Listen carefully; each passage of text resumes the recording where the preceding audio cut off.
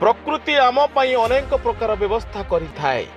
विशेषकर ऋतु अनुजाई आम शरीर आवश्यक करुथिबा उपादान सब प्रकृति जोगाई थाए। एबे खरा दिन चलिथिबा बेले तरभुज, काकुड़ी, पैड़ पानी, आखुर सपरी ताल सज मनीष पई प्रकृतिर महान अवदान। ताल सजर चाहिदा को नहीं खड़ियालू आसतु देखा विशेष रिपोर्ट। सुआदिया ताल सज एबे रास्ता कड़े ताल सजर पसरा ताल को काटी सज बाहर करी पत्र ठेलारे ग्राहकों को बढ़ाई देउछि बेपारी। लोके मध्य आग्रहर सह खाउछंती। खड़ियाल अंचल में बहुल परिमाण में ताल गछ देखा मिलुवा बेले विभिन्न स्थान में सज बिक्री होउछि।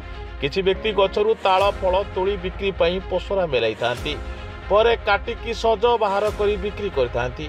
लोके खाइबा सह घर पई किणिकी नै थांती।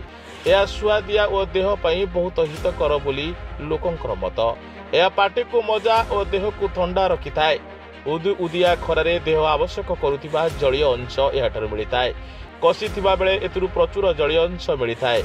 मगा गहली रे प्रत्येक घरे ताल सज मिलुथिबा बेले एबे सहरिया लोके मध्य या खाइबा को पसंद करछंती। केवल तालर सज नुहे, सजर जूस और पिठा करी मध्य लोके खाइतांती। अनेक परिवार यह विक्रय करी भल 2 पैसा रोजगार करुवा बेले किछि स्थान रे बदान्य व्यक्ति माने मागणारे यह खाइबा को देउछंती। ताल फल रे विभिन्न प्रकार विटामिन रही थाए, जहाँ शरीर पई उपयोगी साब्यस्त होइताए।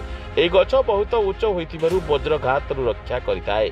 एबे वज्रघातर परिमाण वृद्धि पाउछि और धन जीवन नष्ट होउछि। एणु परिवेशविद माने बहुल परिमाण रे ताल गछ लगाइबाकू कहउछंती। एणु एई गछ लगाइले परिवेशर सुरक्षा सह खरा दिन रे बहुल परिमाणर फल मिलि परिबो।